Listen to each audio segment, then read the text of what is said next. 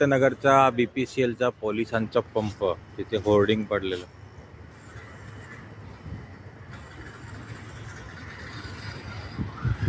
आणि ह्या होर्डिंगची पण तीच अवस्था आहे. याला गंज लागले ते बघा, जंग अक्षरशः गंज लागलेत, गंज.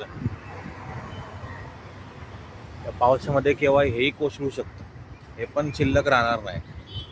अक्षरशः गंज लागलेत, गंज. हे बघा वरती, बघा ना वरती इथले. हे बघा, हे पण होर्डिंग एवढं मोठं आहे ना, महा होर्डिंग आहे. हे जर इकडे पडलं तर इथे रिक्षावाले बिचारे मारले जाणार. इथे रिक्षा स्टँड आहे.